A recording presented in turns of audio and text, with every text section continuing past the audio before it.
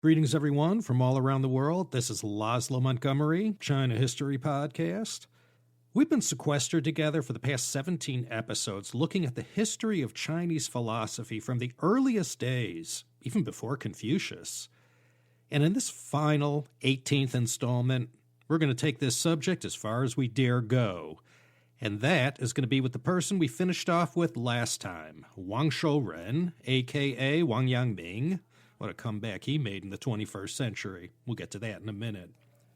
I mentioned last time this whole Neo-Confucianism philosophy sort of got split into two. The Li Xue school, the school of Li, or principle, was developed by Cheng Yi and perfected by Zhu Xi, and this became known as the Cheng-Zhu school. You can see that on the infographic I provided. And now we will look at their number one competitor, the school that began with Cheng Hao and later fortified with the thought of Lu Jiuyuan. We all got to hear about him last episode. He was also known as Lu Xiangshan, the master of Xiangshan. Lu denied the existence of any truths other than what one gained through their own awareness. Remember his famous words, quote, "The universe is in my mind and my mind is the universe," end quote.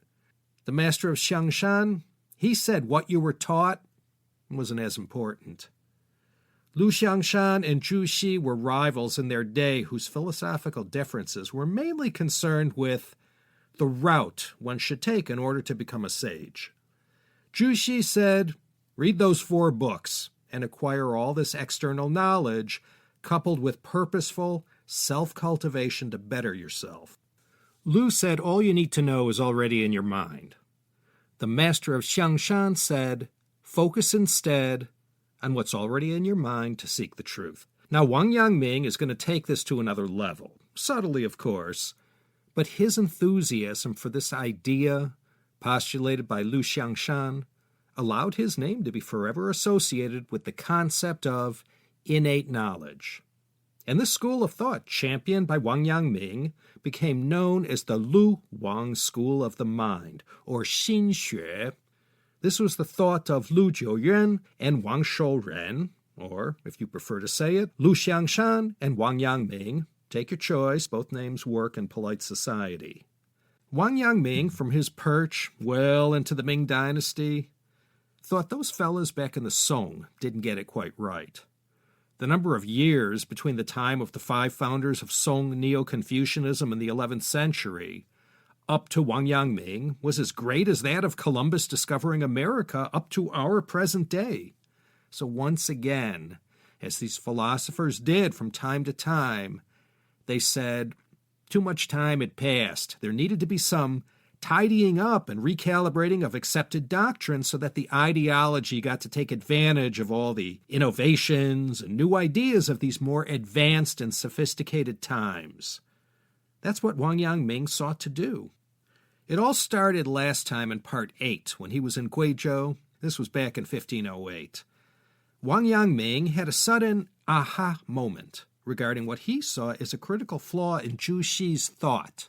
This epiphany that Wang had in Guizhou back in 1508 was summarized in a poem he wrote. Quote, everyone has within an erring compass. The root and source of the myriad transformations lies in the mind. I laugh when I think that earlier I saw things the other way around. Following branches and leaves, I searched outside. End quote. Wang's passion was in understanding how people knew right from wrong. He said there was some conscience or moral compass that is hardwired into our makeup that causes us to act in the ways we do. Where did Wang Yangming part ways with the established Zhu Xi Li Xue school of principle? It all came down to the role of the mind in humans. Zhu Xi had said all Li, or principle, are now and forever present, no matter whether the mind exists or not. Wang Shouren, Master Yangming, he said if there is no mind, there could be no Li. The mind is the administrator of all the Li in the universe. It's all in your mind. This was the main point Wang Yangming seized on and made central to his thought, and for what he's most remembered. He then tried to emphasize in the Confucian sense how to cultivate the xin, or mind. During Wang Yangming's period of meditation at that cave an hour north of Guiyang, when he was exiled due to the perfidy of the eunuch Liu Jin, he came up with this idea of the unity of knowledge and action, 知行合一. That's the signature slogan or saying most associated with his name.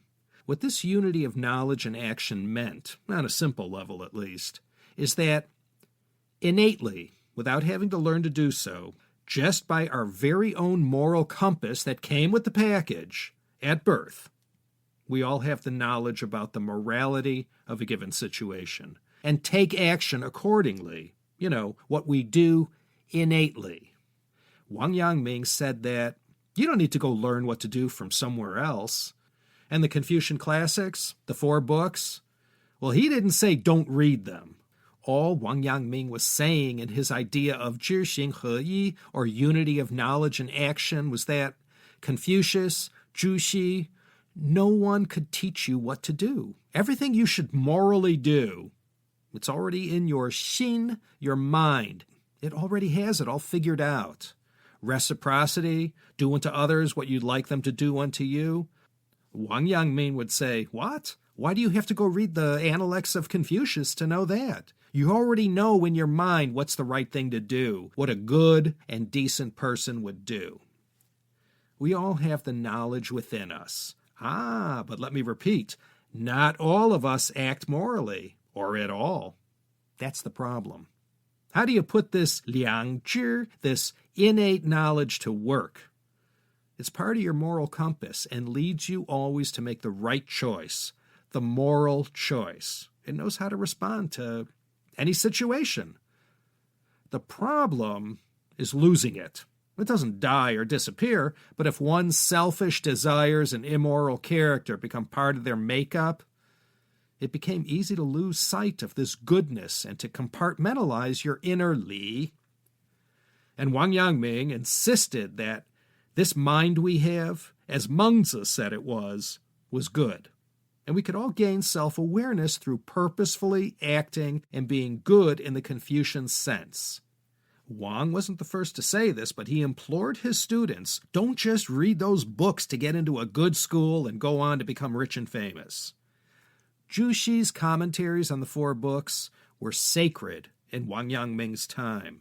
When it was learned that Wang Yangming's idea of fixing up the 4 books meant restoring them to where they were before Zhu Xi took all these liberties he did, well, this created quite a storm back in the early 1500s. There were no fence-sitters on this issue. You were either for or against what Wang Yangming was teaching.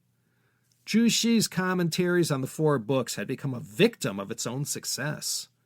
Zhu Xi emphasized what he called the investigation of things, 格物, which was essentially book learning, memorizing those texts, rather than just being read and studied for what the content might teach you. People instead just memorized the material without considering the meaning or how it related to them. Rather than reading the 4 books and Zhu Xi's commentaries for what it had to teach, it became material you had to cram inside just for the sake of passing a test and maybe going on to a successful career. This malaise and purposefully carrying out these rituals and following these teachings had even affected the way people went through the motions and showing reverence for their ancestors. Wang Yangming believed, this is what Neo-Confucianism, the Chengzhu Li Xue version at least, had become. So he just wanted to reform it, that's all. He just wanted to reinvent Li Xue, to shed itself of all the barnacles and extra weight that had accumulated, and in freshening up the doctrine, it would be more relevant to the times. Wang advocated for a regimen of self-cultivation through meditation and going with your own intuitive moral understanding. He had great faith in the goodness of human nature, and he sought to teach a way of living that benefited society the most. And the reference books that one could consult to enhance their understanding of correct moral behavior were contained in the 4 books. Wang Yangming's message was to encourage each person to develop their own innate knowledge so that they could discover their sageliness within themselves. Again, he emphasized blindly studying the words of the ancient paragons of virtue wasn't the way. Wang was considered a rebel in some respects, and his followers carried forward his reforming spirit. And this included real reforms for the common folk. Wang was for things like providing educational opportunities to all the people. He advocated for women and came right out and said they were no more or less intellectual than men, a notion that, well, in the 16th century wasn't so popular amongst the ruling classes in almost any society anywhere. After as many years in the eunuch-infested nest of vipers that was the mid to late Ming dynasty imperial government, it was easy to become disillusioned with the state. Wang Yangming insisted that government wasn't the solution to China's problems. This was a significant parting of ways with old Confucianism that had always looked to a benevolent and righteous government as the starting point for a peaceful and stable society. F.W. Mote said of Wang Yangming, quote, "He encouraged a reorientation of the political focus away from the emperor, state, and government. He turned that focus to the people who led and who made up the small community. He turned away from the traditional leadership role of the high elite in central government offices to the local context of social life in which the elite and commoners shared in the responsibility for themselves and to one another. He had come to see this as the most hopeful arena of Confucian social action." End quote. Wang Yangming passed away in 1529. He died before his time at the relatively young age of 57. Last time we saw how he had served the Ming rulers, helping them navigate some very rough waters in Jiangxi, Guizhou, and Guangxi. Back in the early 16th century, you really had to rough it in those places, and we saw last episode how Wang lacked the physical constitution to thrive in such backward locales.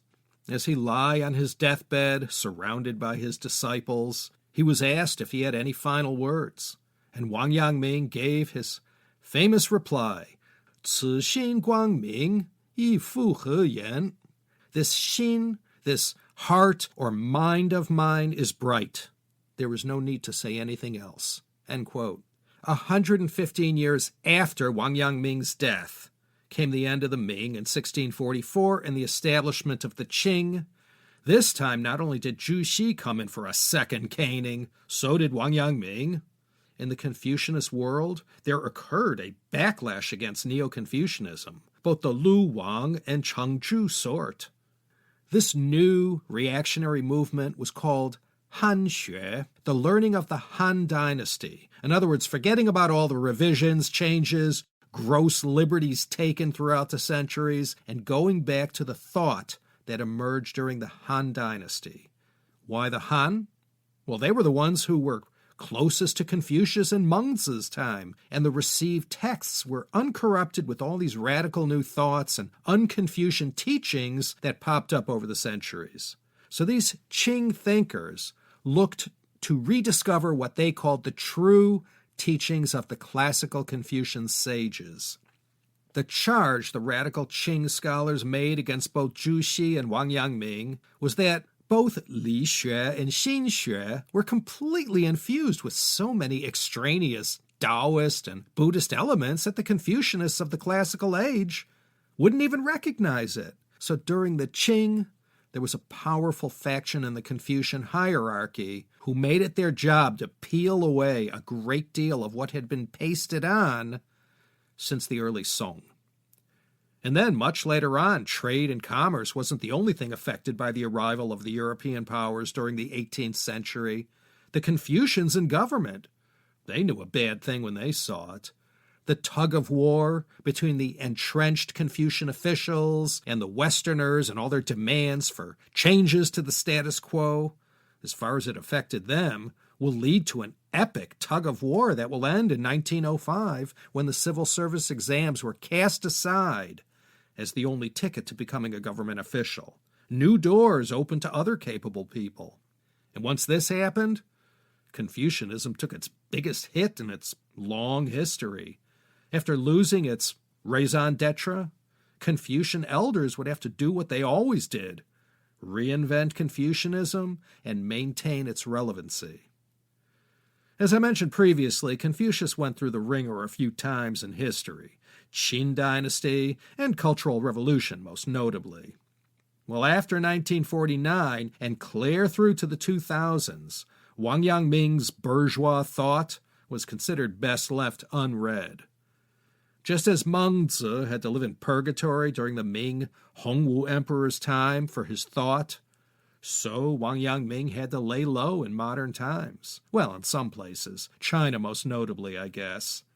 But not anymore. He's back, and perhaps bigger than ever. In recognizing that some of these old ideas and a lot of this guoxue, or traditional Chinese culture, should get a second look, even China's leaders, President Xi Jinping most notably in 2014, have said, as far as raising the sense of public morality is concerned, there's something to be learned from Wang Yangming, and it's in the city of Guiyang, in nature's paradise, Guizhou province, the banner of Wang Yangming is being raised higher than perhaps elsewhere. In Guiyang, they've pulled out all the stops. Not only is there a Wang Yangming museum, there's also a Wang Yangming park, of which the cave where he went to meditate and where he took on the courtesy name Yangming, that's inside the park. Now, before we close the curtain one final time, I wanted to recommend this book that came out in 2016, published by Simon & Schuster. It was called The Path: What Chinese Philosophers Can Teach Us About the Good Life. The authors were Michael Puett and Christine Gross-Lowe. Dr. Puett is the Walter C. Klein Professor of Chinese History in the Department of East Asian Languages and Civilizations and chair of the Committee on the Study of Religion at the famous Harvard. Christine Gross-Lowe is an author who writes on history, education, philosophy, and global parenting, and has been published all over the place. They teamed up to write this book, which was a smashing success when it came out. It's a very handy and concise guide that in essence said, this ancient philosophy that started to come together beginning around the 6th century BCE, it was by no means a dead philosophy. Even in our 21st century times, these words and ideas still have relevance and can still be of use to us in our day. In fact, both authors explain, learning from these ancient thinkers can guide you to a good and meaningful life. This book, The Path, explains very clearly how, by following some of these ancient books, you can look at your own life and gain a fresh new perspective about how to look at yourself and your future. There's plenty of wisdom contained in these texts that can perhaps offer you a degree of enlightenment.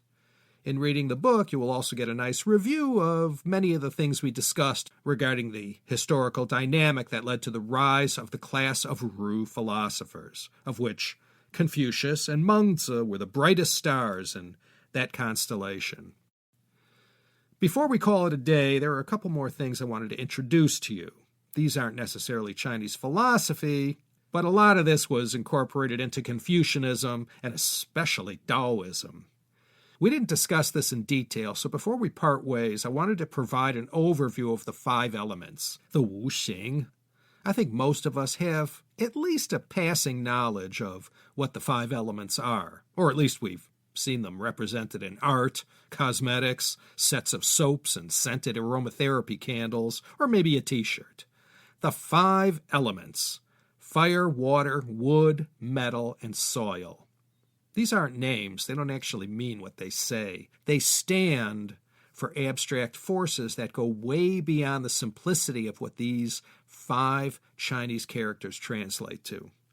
Besides being called the 5 elements, these Wu Xing are also referred to as the 5 activities, the 5 agents, and the 5 dynamic interacting forces. In the beginning, there were the opposing forces of yin and yang, and from this interaction came the 5 elements. And our world is made up of these 5 elements. The whole idea of the Wu Xing goes back maybe as far as 2000 BCE, but most probably it got its start in the early Zhou 1000 BCE or so. Each of these 5 elements has certain attributes ascribed to them. The nature of water, for example, is to moisten and to descend. The nature of fire is to flame and ascend. The nature of wood is to be crooked and to straighten. The nature of metal is to yield and to be modified. The nature of soil is to provide for sowing and reaping. Are you lost yet? The wuxing has its tentacles in all kinds of other aspects of Chinese culture, perhaps most well known in the world of Chinese medicine. When this all began, Xia, Shang, Zhou dynasty, again, like everything else from this long ago, it's hard to say. But like a lot of what we discussed, the Han dynasty is where all the raw materials extracted from the Zhou got processed into the forms that we're familiar with.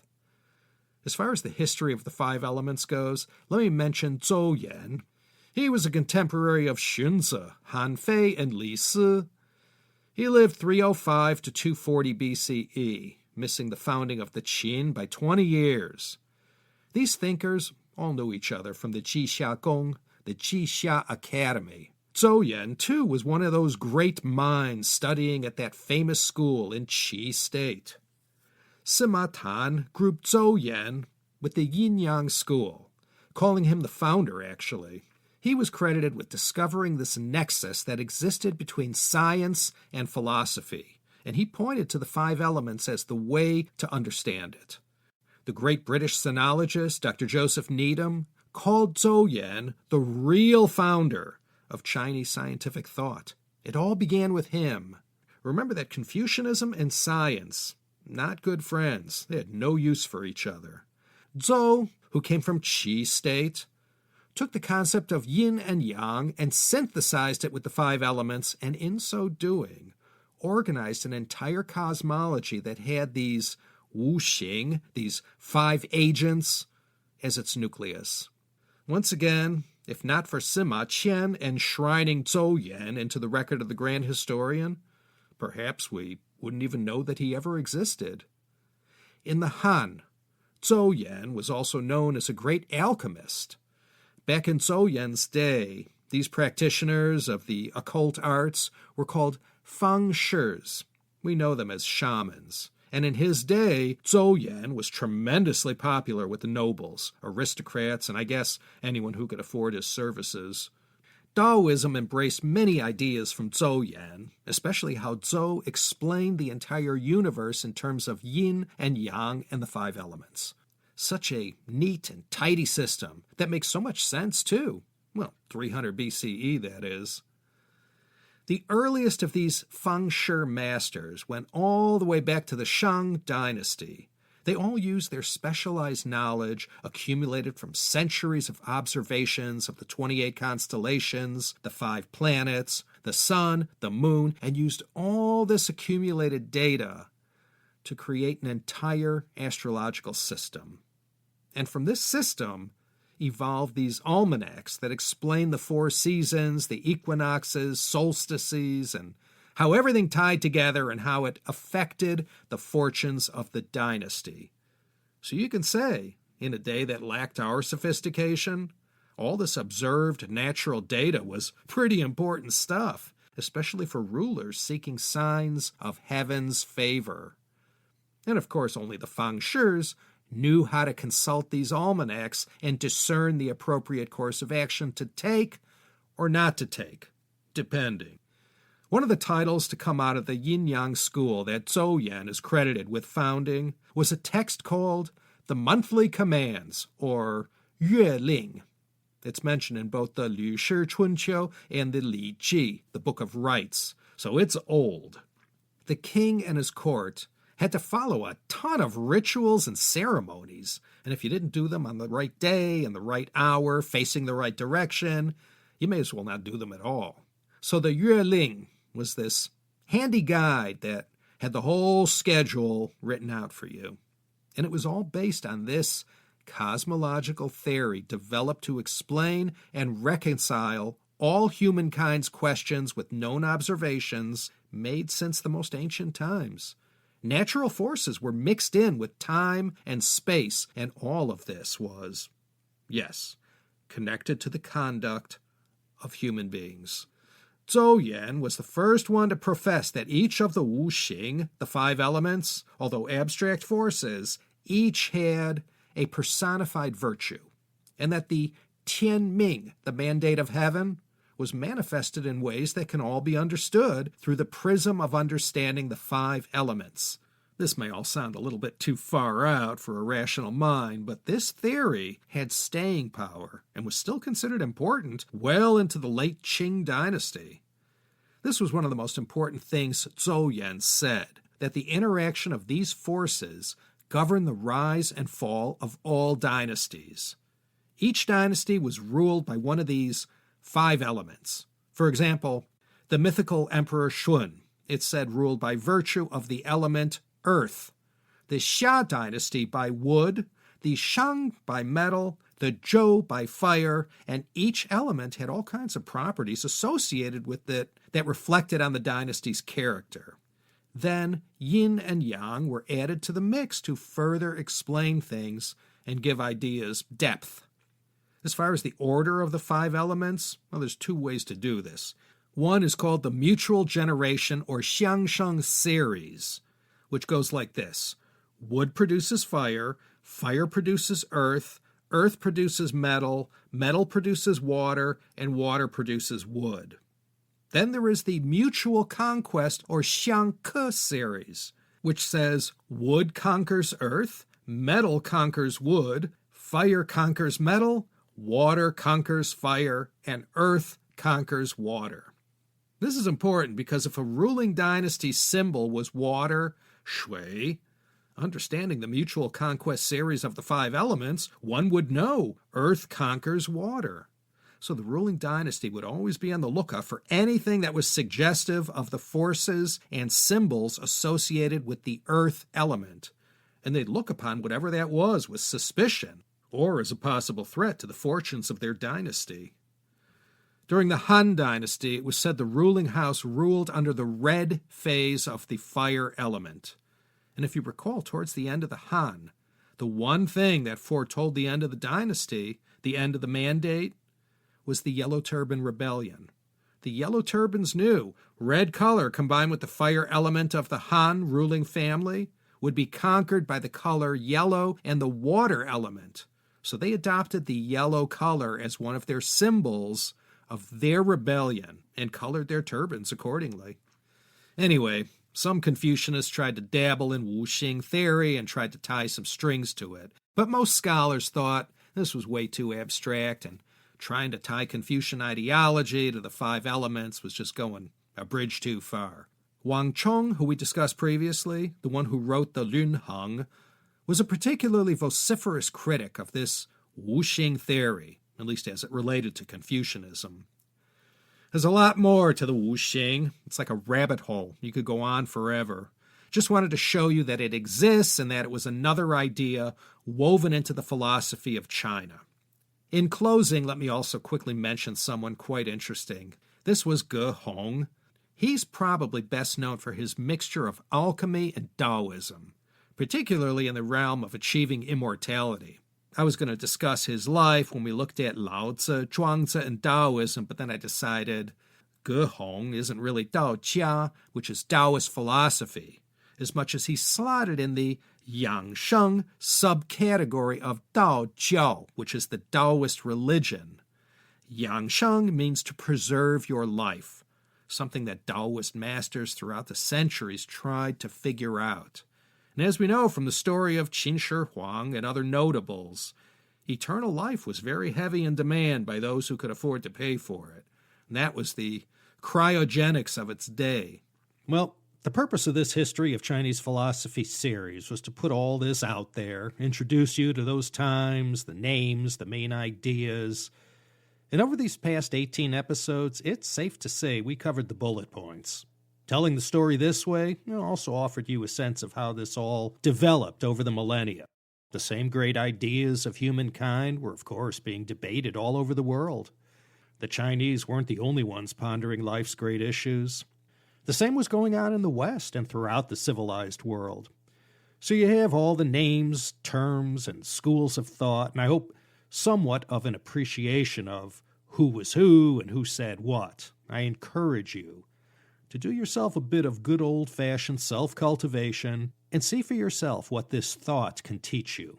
The Lunyu, the Confucian Analects, is just a collection of aphorisms, but a lot of them resonate just as loud today as they did back in the 5th century BC. Most all the great classic texts are freely available all over the internet. The Internet Archive is a good place to get free downloads. Archive.org, if you don't know. If by now you still haven't downloaded the free infographic available at the teacup.media website, do yourself a favor and get your copy. All the names, hexagrams, and great philosophic works are all presented for you, infographic style. Okay, everyone, that's it for this CHP series that tried to offer you just a small taste of the history of Chinese philosophy. I hope some of you have been inspired and found some parts that spoke to you.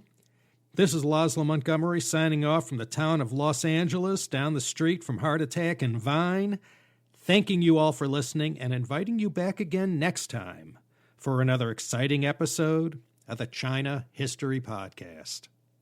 Welcome to Combat Story. I'm Ryan Fugit, and I served Warzone tours as an Army attack helicopter pilot and CIA officer over a 15-year career.